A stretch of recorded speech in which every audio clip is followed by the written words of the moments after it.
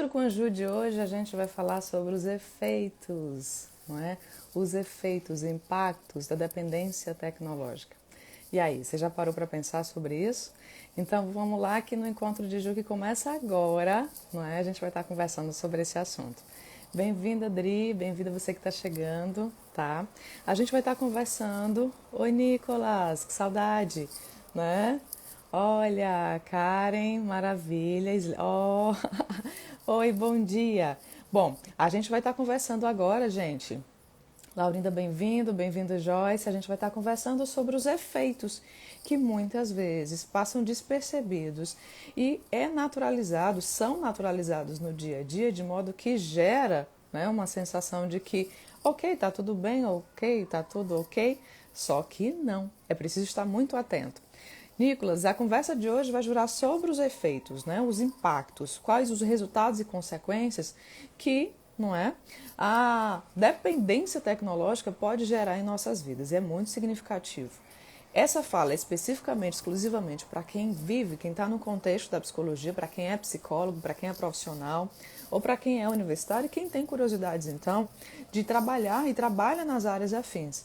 Porque muito desse momento de discussão é para despertar a postura de um futuro profissional, né, que venha, sim, a se capacitar, a desenvolver estratégias e condições para melhor acompanhar seus clientes. Nós bem sabemos que a partir do momento em que você se coloca na relação com a psicologia, uma das nossas ações éticas vem ser a publicizar o nosso conhecimento para que reverbere no cuidado da vida do outro. Né? Lá no nosso juramento, lá quando a gente está se formando, a gente fala dessa promessa. Então, faz todo sentido você, como psicólogo, você, como universitário de psicologia, já desenvolver competências para habitar diversos contextos que vão estar ali operacionando, né? Um contexto de muitas vezes sofrimento, adoecimento, e aí essa palavra vai depender também das abordagens que vocês aplicam no dia a dia. Bom, no encontro com a Ju de ontem, a gente falou sobre riscos, fatores de riscos. E aí eu pontuei para vocês alguns fatores que a gente colocou, inclusive, muito significativo, né? A relação com, desde o momento em que a pessoa está tendo uma dificuldade de controle, a vivência da impulsividade, a dificuldade do manejo da frustração, timidez excessiva, vivências da ansiedade, da depressão. Isso aí pode ter totalmente conteúdo, né, dessa situação que é reverberada a partir da vivência de fatores de risco na dependência tecnológica. Oi, Flávio, Cris, Lucineide, né, Ana, bem-vinda, gente, Laiane. Então, vamos seguindo. Gente, qualquer dúvida, qualquer pontuamento, né, pontuação, vocês coloquem aqui embaixo. É extremamente significativo, então, reconhecer que a dependência tecnológica ela vai fazer parte de um contexto, né, que afeta diversas pessoas, diversas, né, fases etárias da vida. Desde a adolescência, da infância, até uma articulação com processos intergeracionais, quando dentro da sua casa, dentro do seu contexto, você habita conjunturas com pessoas, né, cotidianamente, com idades diferentes, experiências diferentes. A gente vai falar hoje sobre 5 efeitos, na verdade, que isso pode afetar a vida em qualquer idade. Aí vamos tentar fazer articulação dessa fragmentação da vivência desse impacto, né? Quando uma pessoa está ali muito tempo, muito direcionada, né? Quando uma mulher está muito direcionada a se importar com a fala, né? Com as posições, com quantas curtidas, e aí falando um pouquinho da rede social, né? Estão ali elogiando o seu cabelo, a sua roupa, você pode perceber que a longo prazo isso pode se tornar algo que motiva e desmotiva. Pode se tornar algo que fortalece, mas que também fragiliza. Dependendo da situação, né, mulheres muitas vezes, homens, em qualquer etapa, né, na relação com o que é belo, com o que é feio, com o que é admirável, com o que é repugnante, pode estar sendo colocado e se encaixando dentro de uma situação de vulnerabilidade muito forte. Quando que a opinião do outro, a fala do outro começa a se tornar extremamente importante para você agir e o modo como você vai se comportar vai ser resultado daquilo que os outros querem que você faça. Psicologicamente tem um enviesamento aí acontecendo.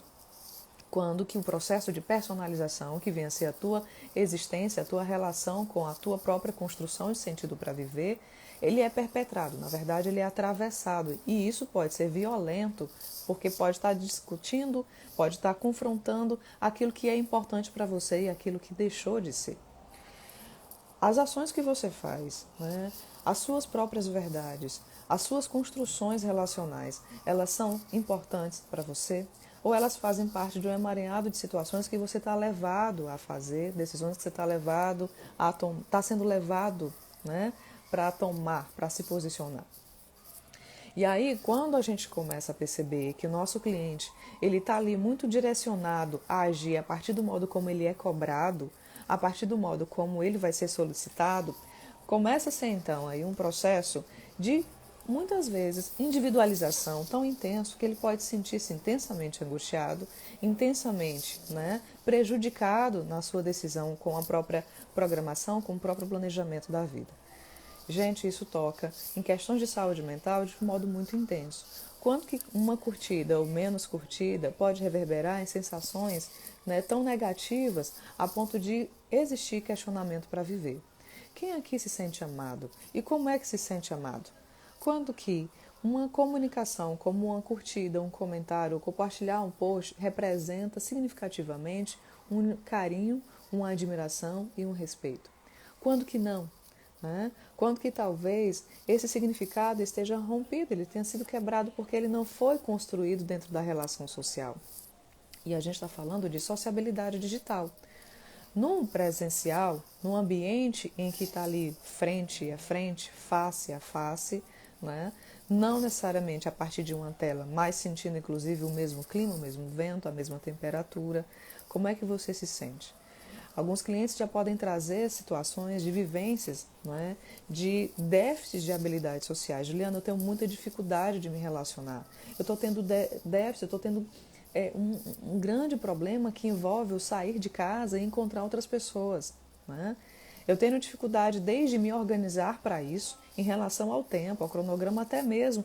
Eu tenho percebido que eu tenho boicotado essa situação porque eu prefiro não ver ninguém, porque é mais confortável encontrar pessoas na tela, porque eu tenho mais segurança, inclusive quando a situação se tornar difícil, eu desligo.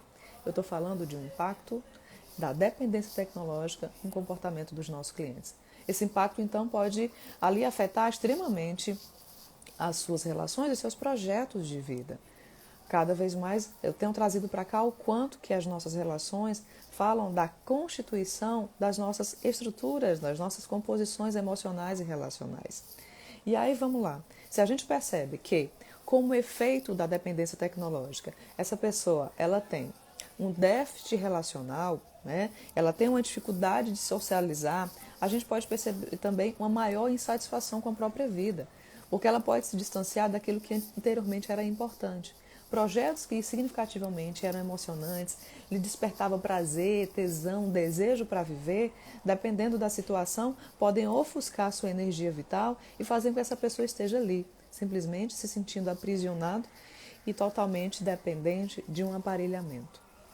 Bom, então quando eu falo de impactos da dependência tecnológica, eu trago para cá alguns tópicos. Na verdade, eu vou citar para vocês 5 impactos. Já falei agora nesse primeiro momento do déficit de habilidades sociais, da insatisfação na relação social, né, presencial, que isso pode reverberar na insatisfação do sentido para viver, no aumento de índice da vivência da depressão, a desmotivação que está ali atravessando uma composição inclusive psicoorgânica.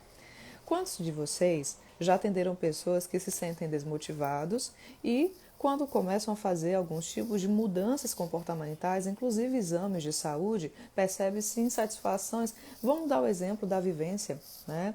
Em que determinada pessoa com cansaço crônico, ela chega a fazer um exame de saúde, um panorama e uma análise do seu cotidiano, e ela percebe que desde o cronograma, como ela organizou seu dia a dia, até o quanto que ela não vê o sol, pode influenciar nessa vivência crônica da exaustão. A vitamina D no nosso organismo ela é necessária e a sua ausência provoca uma exaustão intensa e tantas outras alterações.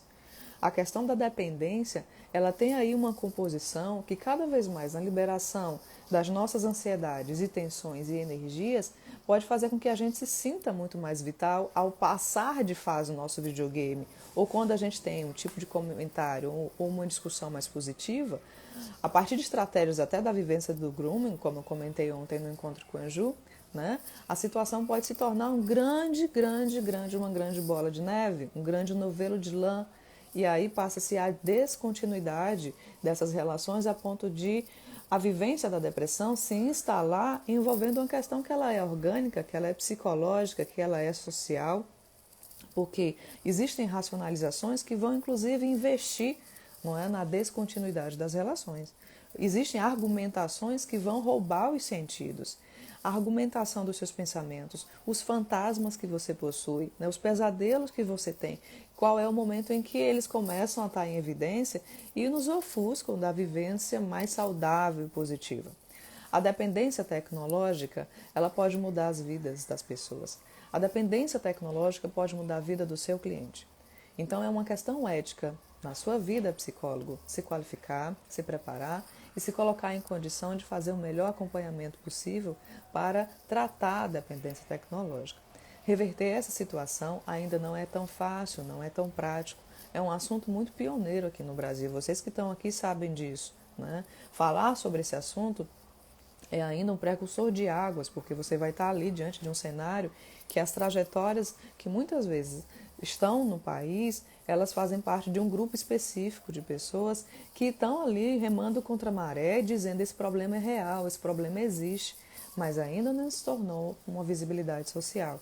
Ainda não se tornou um tema específico das nossas graduações de curso de psicologia. Então, remar contra a maré, vocês sabem que envolve resistência e persistência. Por isso que você, psicólogo, deve saber e deve aplicar em seu cotidiano cada vez mais a consciência dessa expansão de conhecimento, para que você, além de poder ajudar mais pessoas, também tenha no seu consultório, no lugar onde você vai trabalhar, não é? Um aumento de faturamento, um aumento de reconhecimento em relação tanto à hora como à quantidade de retorno financeiro que isso pode te gerar. Então, tem muitas éticas envolvidas, desde alcançar mais pessoas no cuidado, nas dependências, para que se saia desse cotidiano de aprisionamento, não se torne um dependente crônico, né? E aí é extremamente significativo essa ação, né? Olha, outro ponto importante é que o isolamento social passa a ser naturalizado. O isolamento social se transforma, então, em uma ferramenta de estratégia em que cada vez mais e com frequência passa-se a se desmotivar ao contato com o outro. Gente, vocês estão me ouvindo? Me avisem, tá? Então, quando o isolamento social se torna uma prática de cotidiano materializada ali nas relações, não é? Existe cada vez mais um enrijecimento, né, nos afetos e reverberando assim numa reprodução de comportamentos em que irá existir uma fraqueza no desenvolvimento da empatia, um enfraquecimento também da sensação de fortalecimento psicoemocional. Juliana, o que é que você está querendo dizer com isso? É que muitas coisas podem afetar outras instâncias da vida. Vamos dizer, fatores, um único fator pode contaminar vários fatores da vida. E a maneira como você vai lidar com isso, a maneira como você vai orientar, né, seus clientes, vai ser extremamente pertinente para o modo como esse seu cliente vai fazer esse trânsito da saída da dependência, né, para se tornar alguém com mais autonomia em relação às tecnologias. Flávio, Laiane, né, vocês que entraram aqui na live de hoje, é extremamente, né, fundamental pensar no quanto você, como psicólogo, né, torna ali uma trajetória que não é somente teórica, pelo contrário, não tem como você atender o seu cliente e abrir a página 39 e dizer que o problema dele é aquele e pronto. Não é por aí. Na psicologia, a relação ela é muito mais duradoura, porque muitas vezes, dependendo do lugar onde você habita, faz parte de acompanhar, né, dentro de um set terapêutico, dentro de um rapport, dentro de uma relação que ela é constituída a partir do encontro, seja ele online, seja ele presencial. Então, você como profissional, ao perceber os efeitos, os impactos, as consequências da dependência tecnológica na vida do seu cliente, precisa estar atento para ferramentas para operacionalizar esse bom cuidado. né, para remediar uma situação que saia, muitas vezes, da boca do seu cliente, na verbalização do seu cliente, como algo que ele nem percebeu ainda, que fala de uma dependência. E a autonomia, e a tomada de decisão. Vou trazer um exemplo para vocês. Quanto que, às vezes, adolescentes chegam em nossos consultórios trazendo uma questão de que se sentem muito solitários dentro da própria casa, na conjuntura familiar, não conseguem se sentir apoiados. Muitas vezes traz um cotidiano de abandono e vulnerabilidade, mesmo tendo uma sustentação econômica e financeira mais abastada. Não estou falando, né, de situações em que a situação do abandono ela é também financeira e econômica. Pelo contrário, existem vários tipos de expressões de abandono, existem várias relações com esse estar presente, não é? O fazer esse acompanhamento. E aí, oi, Desvânia, Dix, Isabela, e aí, gente? Olhar para tudo isso fala dessa conjuntura de sensações psicoemocionais, psicoafetivas e sociais. Quanto que muitas vezes esse adolescente trazendo essa queixa vai trazer como prática de autocuidado o se manter conectado a partir de um jogo de videogame ou até mesmo de uma programação específica na televisão, numa televisão smart, no próprio computador. Nós sabemos que as tecnologias elas preenchem vazios. Preenchem, ocupam espaço, ocupam os mesmos espaços. Quando os nossos clientes que estão na adolescência falam dessas dores, dessa ausência, não é, que sentem muitas vezes, da saudade, de não ter um vínculo, não se sentirem pertencentes na conjuntura familiar, a gente sabe que o videogame não vai dar conta dessa brecha, não vai dar conta desse espaço psicoemocional tão intenso. Inclusive, isso reverbera na constituição das memórias. Quem faz parte da sua lembrança de quando você era criança, da sua lembrança de quando você era adolescente. Isso, de modo geral, não é, nos apresenta uma reversão. Na verdade, vamos falar aqui de uma desorganização nesse cotidiano, em que, como estratégia assertiva, é possível se entender que é mais seguro estar nas tecnologias, é mais seguro estar jogando videogame do que na rua, é mais seguro estar, Juliana, né, ali com o smartphone na mão, no sofá, porque eu estou vendo que ele está ali, ele não saiu de casa. Só que nós não sabemos quem está ali na comunicação com os nossos filhos, com esse adolescente que chega muitas vezes no seu consultório e muitas vezes toca na sua porta para você que é psicólogo escolar. Então, estar atento a esse lugar de habitação é muito importante. Psicólogos, vamos lá.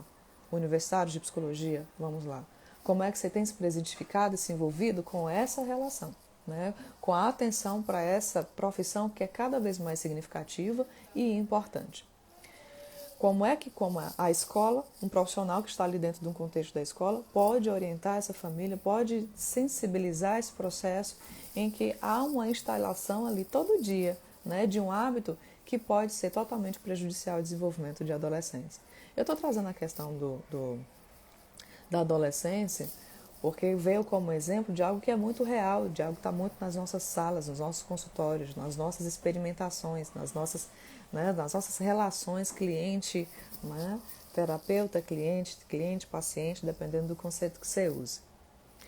Mas, a partir do momento que o adolescente diz, Juliana, eu queria mudar de vida, né? Eu quero poder ter mais relações sociais, eu quero poder me envolver mais com outras pessoas, inclusive com mais condições para saber da opinião que o outro possui, às vezes sendo tão diferente. Bom dia, Eliana. E aí, o que é que nós percebemos? Que às vezes a família, ela traz uma presença, ela traz uma prática, ela traz um sistema, uma engrenagem de funcionamento que fala de um contexto de adoecimento. Quanto que, muitas vezes, quem mais fica com o celular, quem mais fica no computador, não são também os pais. E os adolescentes têm isso como espelhamento e, na infância, é naturalizada essa situação que reverbera no disfuncionamento relacional a ponto de muitos adolescentes se sentirem totalmente abandonados, isolados e estranhos dentro da própria casa. E quanto que aqui, você que é psicólogo, não já acompanhou pessoas, mães, pais que dizem que não sentem-se vinculados, não sabem conversar com os próprios filhos. A presença, ela é ativa, ela precisa ser conectada nessa relação que envolve afeto, envolve pensamentos, mas muitas vezes quando os pensamentos se dão numa esfera de oposição, quando o pensamento é diferente, quando há uma discórdia, uma contradição, isso não precisa necessariamente afastar ou desvincular ou romper ou se tornar uma briga ou se tornar um grande equívoco. De início, a construção da relação, ela se dá também no reconhecimento que o outro pode pensar, que o outro pode sentir de modo totalmente diferente. Assuntos polêmicos, por exemplo, como política, como religião, como a sexualidade, como tantas outras condições que vão falar de direitos de vida e muitas vezes do roubar o direito à vida. O quanto que muitas vezes operacionalizar essa conjunção de ideias faz parte de um amadurecimento psicológico e social que cada vez, quanto mais tempo se está na internet, quanto mais tempo está dependente de uma tecnologia, talvez menos tempo haja para desenvolver relações psicossociais e emocionais saudáveis. Juliana, mas o meu cliente fala que quando ele está no celular, ele também está em relação com outras pessoas. Exatamente, também está. Meu cliente diz que, inclusive, ele se sente muito mais à vontade quando está com outras pessoas socialmente, no ambiente digital. Pronto. A vivência dessa cultura, ela pode romper, romper possibilidades vinculativas quando se dá no ambiente da presença. A questão da dependência não é simplesmente somente utilizar as relações a partir de um modo. Talvez a questão mais saudável aí, e aí eu estou dizendo talvez justamente como uma implicação, mas nós sabemos que a questão vem a ser a mediação, a organização do transitar entre os aspectos que são presenciais, aspectos que também são ali digitais. Você está limitado somente a um espaço, a um campo de habitação, te aprisiona. E isso não gera autonomia desenvolvimental da sua personalidade, do seu pensamento. E muitas vezes você está em um contexto de vulnerabilidade. Então, a gente no Encontro com a Ju de hoje, falando dos efeitos, vou fazer um grande resumão como eu sempre faço, tá? A gente viu que os efeitos podem ser desde déficit de habilidades sociais. Vamos falar de modo geral para você entender.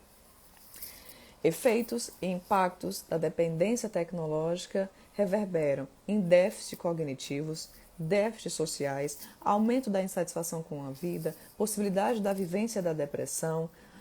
Gente, se colocar dentro de contexto de vulnerabilidade, desde cyberbullying e tantas outras discussões. Tá? Então amanhã no Encontro com a Ju a gente vai ter outra temática importante e não esquece, o Encontro com a Ju tem a previsão de durar somente 20 minutinhos, a gente sempre passa do horário, mas bora lá. Beijo em todos, tchau, tchau, gente!